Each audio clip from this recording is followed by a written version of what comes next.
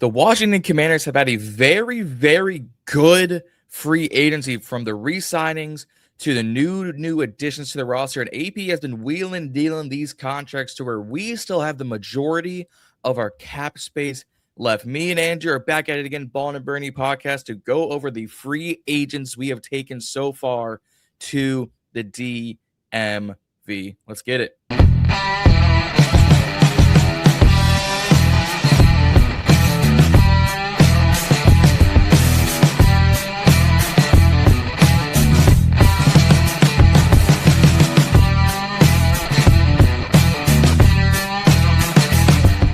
Andrew, what's happening, my man?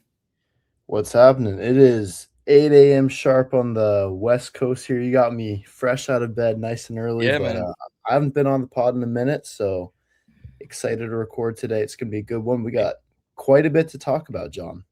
We do. We got a quite long time about. It's 8 a.m. on the West Coast, 11 here on the East Coast as of recording. So only a couple hours after this thing goes out. Look, I am still waking up because I've been up since like 8, and I've been doing a lot of work. So I'm not too far from taking a nap here in the next hour and a half. But we have a lot to cover today, and I want us to go over two things. First, guys, hit that subscribe button. We have finally made it to 1,000. We are at 1,002 subscribers. We have made it. We cannot thank y'all enough. So we're going to keep this thing rolling, going to keep this thing going. Whether it's 1,100, 1,500, 2,000, 10,000, y'all hit that subscribe button if you have not already. Gets us more content. It gets us more followers, and it gets us into the YouTube algorithm to get more of you beautiful, beautiful Burgundy ballers. But I would be remiss, for those who follow me, for those who know me, Thursday was a wild, wild day. So I do want to kick things off with rest in peace, Lieutenant Colonel Brandon Shaw. For those who don't know, there was a shooting at Old Dominion University Thursday morning. I was on campus at times, so I was in the thick of things. So the shooter is now dead, thankfully to the ROTC students, but unfortunately, Lieutenant Colonel Brandon Shaw has passed away because of those injuries. So rest in peace to him. Prayers out to all of the Army community, the ROTC community, to my ODU community. Wild day yesterday morning. More news coming out. So to the ROTC students who subdued the intruder, I thank you. We thank you. We all thank you.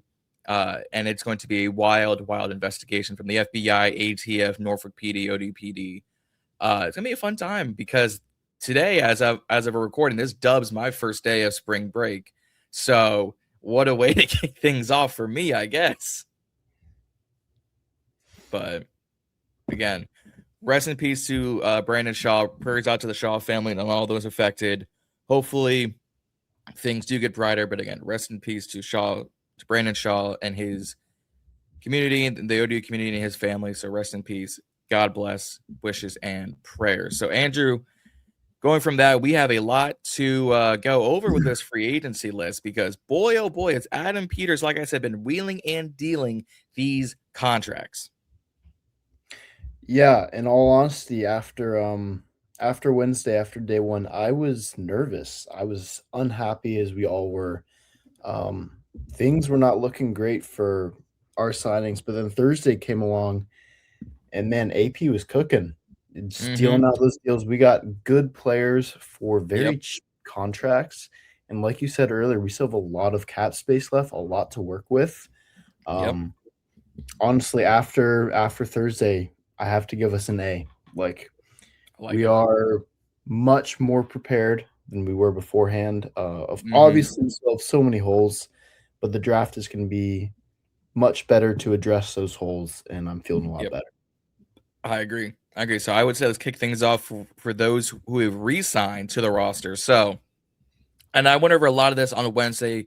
Myself, Reezy, won the Burgundy breakdown. So I figured, BIB, let's go into depth.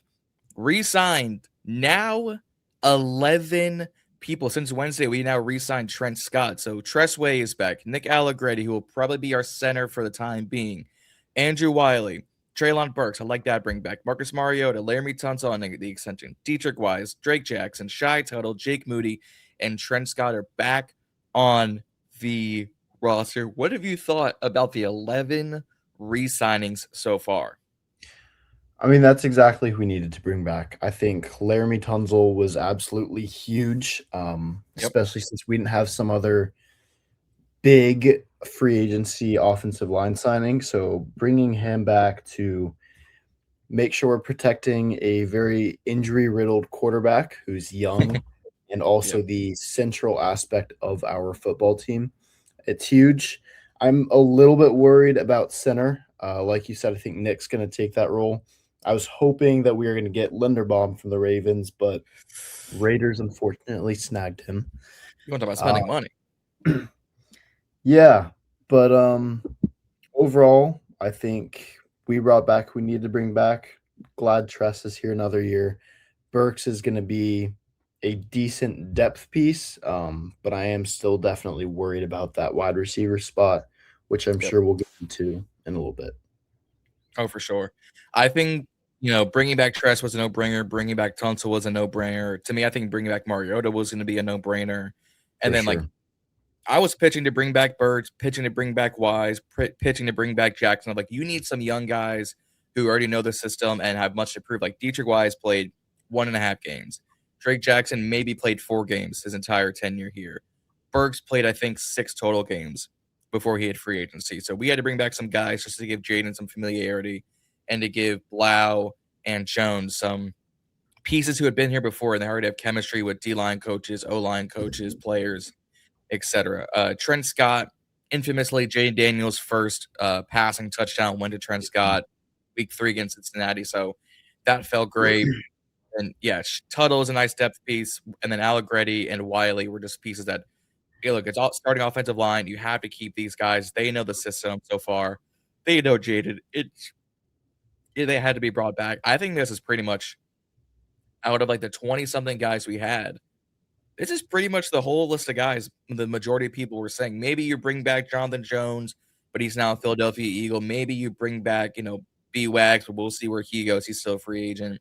But 11 re-signings so far, and I would say, if we're gonna say, what's your grade on bringing back these the free agents on our roster alone, I'd give this an A.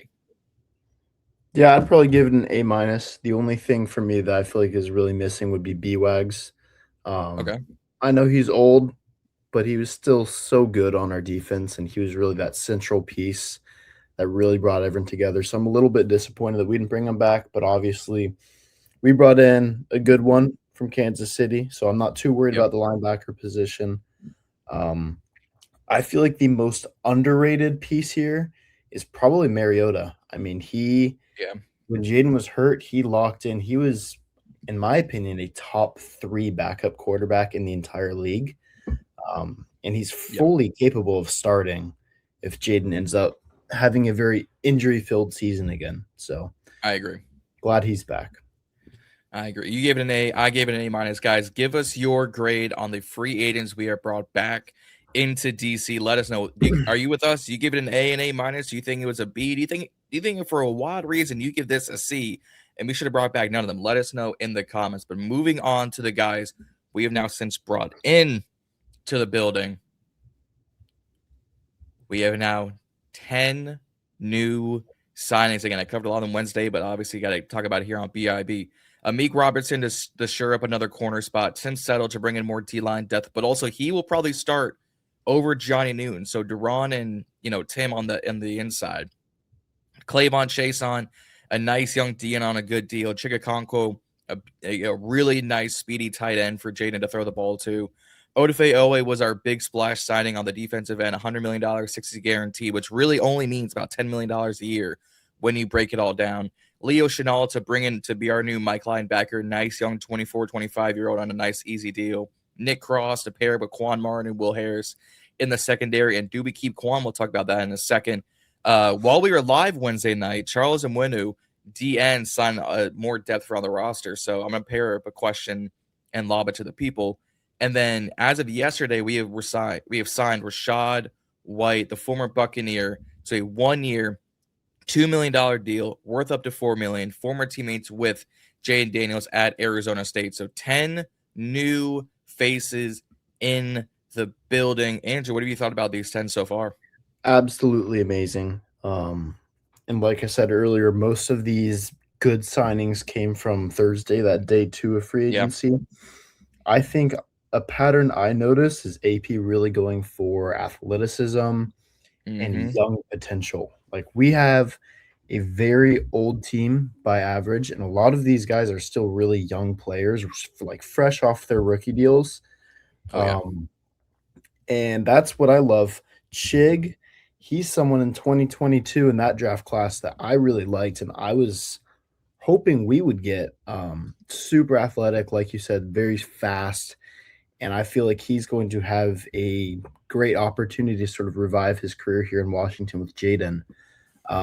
Leo Chenal, I forget the exact stats I saw, but I saw some video about how he is one of the most athletic linebackers in the Yes. entire NFL.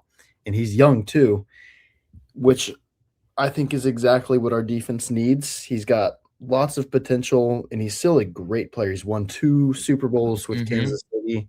He's going to be a great central piece to our defense, even if B-Wags does not come back. I would agree. Onto very athletic. And man, White, 2 million. Do you guys see that? That's Is it. that the right number that I'm looking at? Mm-hmm. Worth up to 4. Chris Rodriguez left here and is signed in Jacksonville for 2 years. Correct me if I'm wrong, but I believe it's 12 million. Mm-hmm. 2 years at 12. We just got a starting running back, a decent starting running back, Mm-hmm. for 2 million. I It's agree. amazing. I would agree. Again, I kind of said this on Wednesday, so I'm going to reiterate. My favorite signing out of this group, in all honesty, I think it's actually Odafe Oweh.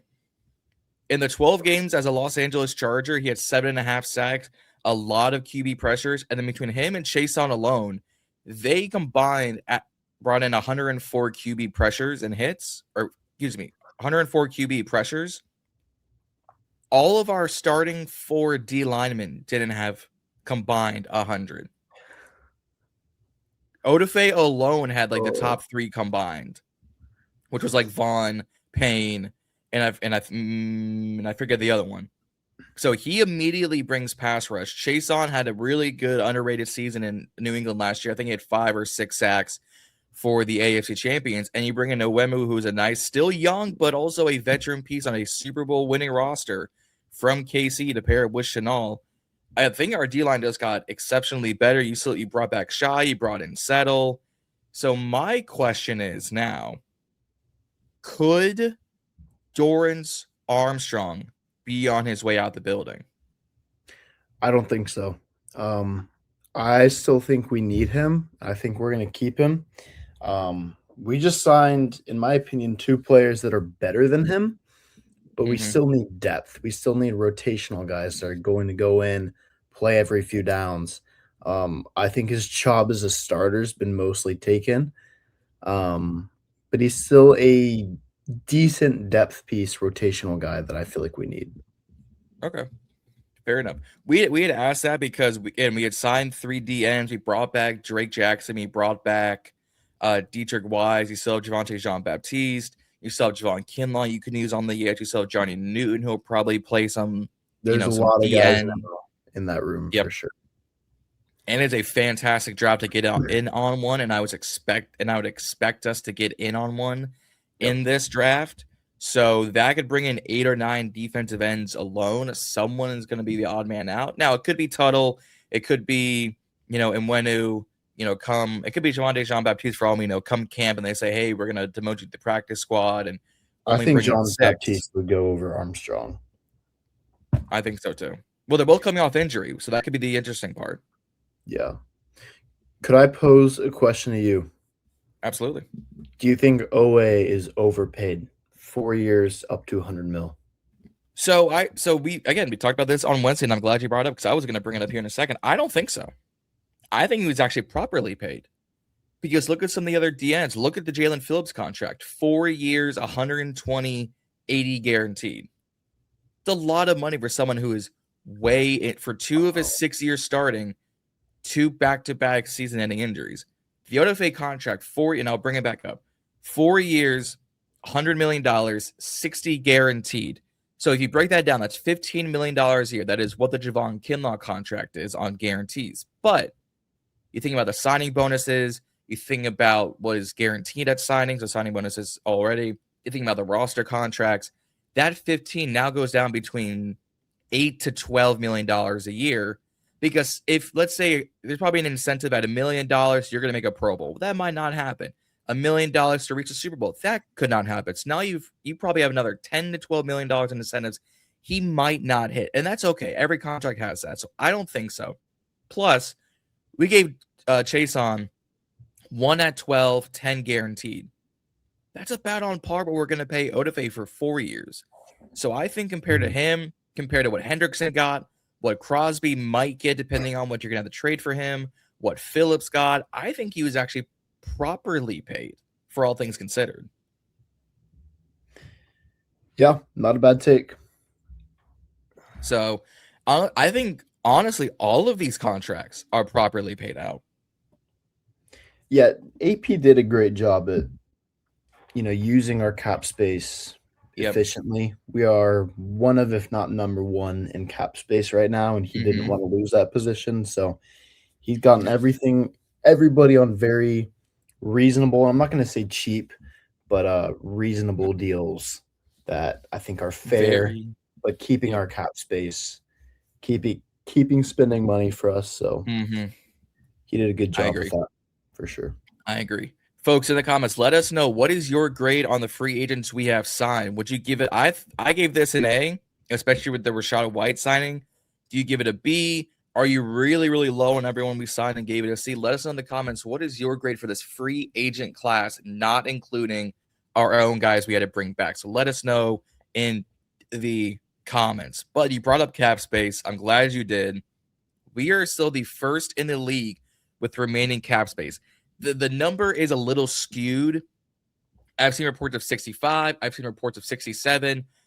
Over the cap has us at 66.3. We are first in the NFL with the amount of cap space remaining, which is huge because we have spent like top 3 in guaranteed money so far and have $60 million remaining. There are some other guys on the market we could go after.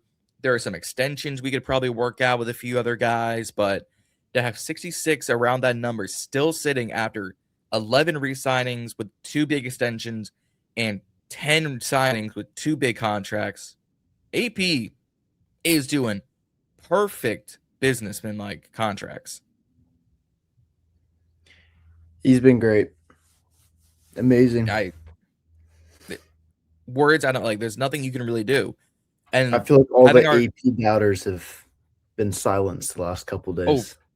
Oh, for sure. The haters. And I mean, it's been fantastic. And still looking at the cap, like the top 5 guys haven't changed. Deron Payne is the biggest cap hit, then Tunsil, Sam Cosmi, Terry McLaurin, Javon Kinlaw.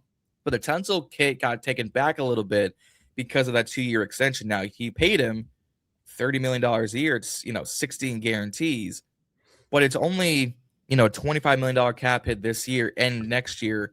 But it doesn't feel like it because we have spread out the money so far in guarantees and signing bonuses and roster hits and everything like that. So that $60 million remaining is fantastic. Like, couldn't ask for a better offseason worth of contracts. But you could have gone K9, you could have gone Mike Evans, Romeo Dobbs. Those guys got paid. Those guys got contracts. So I'm not mad at the contracts we gave out whatsoever if it means we had to miss out on those guys. Absolutely. Yeah, if we ended up getting Trey Hendrickson or someone like this cap space would be a very different number. So I think we made the right choice. I agree. So one last question in terms of free agency, and then I'm going to turn my eyes towards the draft because we are T-minus, I think it's 45 days away. There is still one big name connected to DC, and he will be released any day now. I had my whole rant on Wednesday, and I want to get your thoughts. And question for the people: should we sign Brandon Aiyuk? I'm in the boat of no, oh hell no. You did not sign Brandon Aiyuk. But Andrew, where are you sitting at? John, I've got to disagree with you, man. Yeah, I know. I've got to disagree with you. This guy, he is risky, and he's going to be possibly expensive. I don't really know. it's kind of a shot in the dark. He's had these extreme injuries. Yep.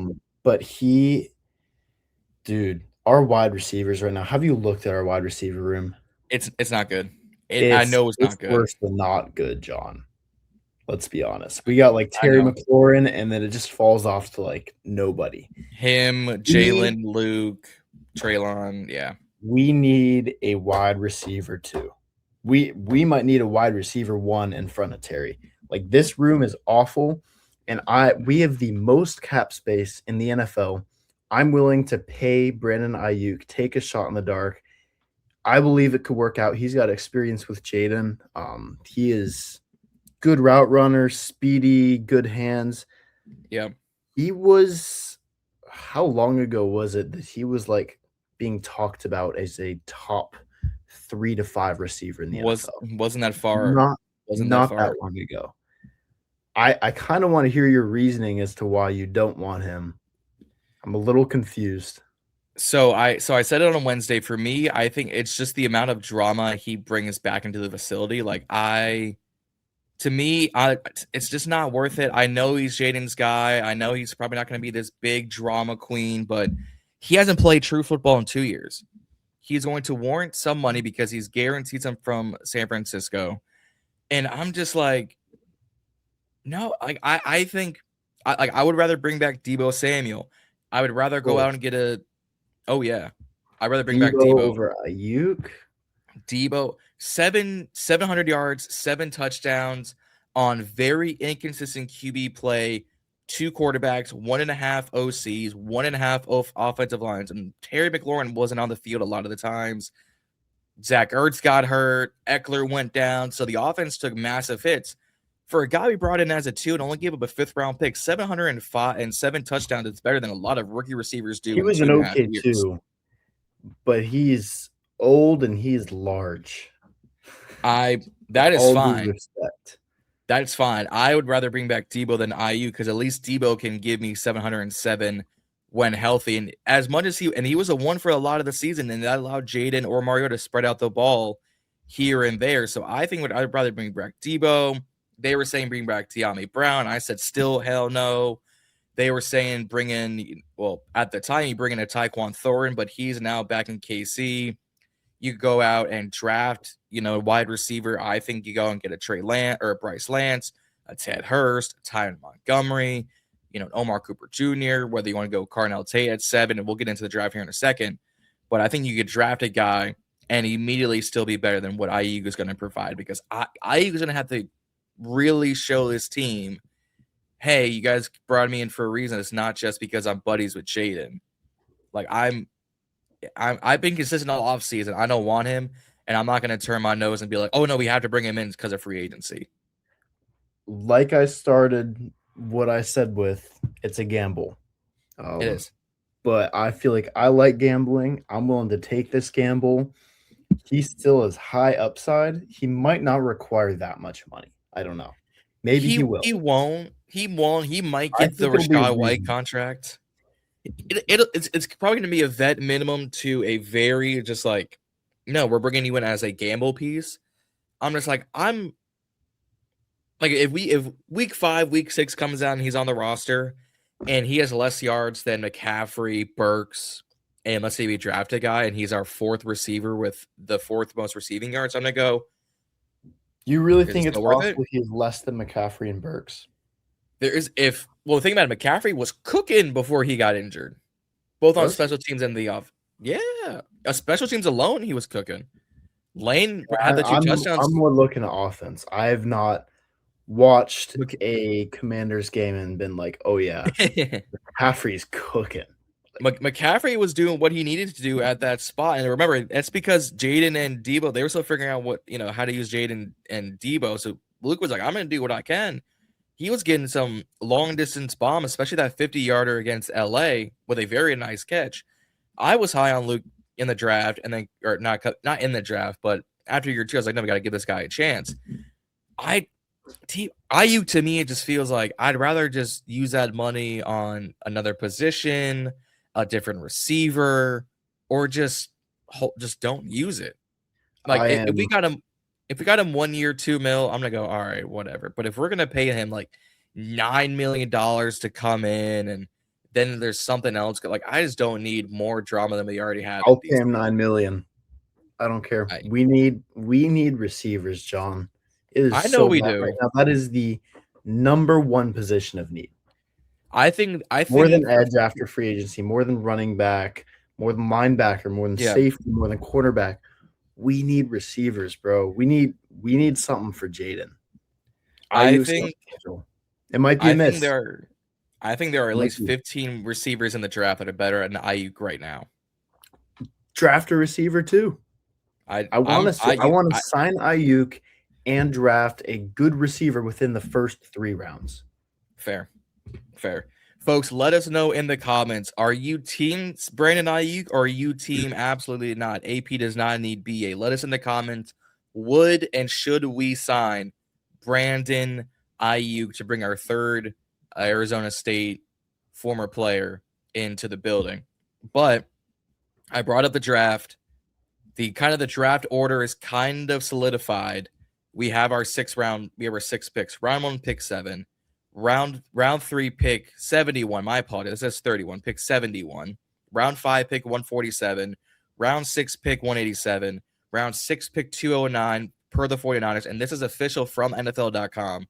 And then round 7, pick 223. So the question I am proposing, because of the Rachaad White signing, because of Bill, because of the O-line, because we have a need at now wide receiver, do we draft Jeremiyah Love at round 1, pick 7? Oh, that's the question everybody's asking, isn't it? Yep. I don't think that it's impossible. I think the odds of it happening have definitely gone down after we signed Rachaad White. Okay. The only factor from that signing that I don't think fully prohibits it is we only paid him $2 million. Right. So if we pay him $2 million to be a backup rotational guy, I wouldn't mind it. I think having him, having Bill, and having Love would be great. And I mean, Love is a lot younger than White. Like, he's going to be that guy for many years here, probably. He's a superstar. I mean, I would love him, no pun intended. But I don't know if it's going to happen now that we got Rachaad White. I think a trade back is probably a little bit more likely after filling a lot of holes, especially just because we only have 2 picks within the first 3 rounds. But he's good. I mean, he and Tate are like, and maybe Mekhi Lemon are the only 3 guys that I would be okay with us taking in the first round. On the offense. Offensive guys. On the offense. Okay. Yeah. Interesting. I think even with the Rachaad White signing, I think it is the most plausible because people are going to be up and down on Carnell Tate. People are already up and down on Mekhi Lemon. People are already up and down because of injury concerns with Jordan Tyson. I still think there's a shot we go after like a Mansour Lane or Caleb Downs at 7 if they fall, simply because Amos, Mikey, Robertson, Igbenogany are your corners. So adding Mansour Lane immediately slots in as the 3, and it gives Amos some recovery time to really rehab that ACL. Caleb Downs, you pair him up with Nick Cross, pair him up with Will Harris, pair him up with Tyler Owens. Now Quan Martin looks very outside looking in. I don't think we go linebacker because you still have McGee, Louisville, you brought in Chenal, you still have Madrano and Cahoe. So as much as I would love for us to go David Bailey or Ruben Bain, it seems less likely now because of the Odafe Oweh, the Clavon Chaisson, and the Charles Uwenu signing. So I think I will say if David Bailey's there at 7, I think that's almost impossible to pass up. I don't think he's going to be there at 7. Agree. He could be a top 3 pick. But yeah, definitely less likely. I mean, David Bailey and Odafe Oweh on your starting D line. I would like that. I would love that. But I think drafting Love at 7 now seems more plausible because of the guys we brought in. Unless we go, like I said this before, this is a really bad draft to trade back simply because there is 15 to 20 true first round talents and maybe only 6 to 10 blue chip prospects. Like the Los Angeles Rams trading McDuffie to KC. So KC has 9 and 29. But unless they're giving us, one of their seconds to move up to 7, they're not trading up because they know they can go get one of their guys sticky at 9. No one's going to take quarterback inside the top 15 after Fernando Mendoza goes. It's loaded at DN and D tackle, so you can get a guy. You can get Mansour Lane at 12 to 20. You can get Peter Woods outside of 12. It's a good corner draft. It's a really good safety draft. Like, unless Caleb Downs or Jeremiah Love falls past Dallas at 12, and then you might see some guys starting to move up, it's a really weird draft to trade back in simply because the teams who would want to trade up don't have the draft capital, but then the players they're going to want might not be on the board. Yeah, I see that, but I feel like 2 picks within the first 3 rounds just isn't good enough. I agree. And that's kind of the weird spot we're at. Something I've been doing in a lot of my mocks have been trading back in that 15 to 20 range and getting Akeem Messidor from Miami. I feel like that would be a great move. He's an absolute animal on the D-line. Question you go ahead. If we're at 7, yep, and the only 2 guys that you really like there are Carnell Tate and Jeremiah Love, we have no other wide receiver signings. Didn't get Aiyuk, didn't get anybody else. Who will you take?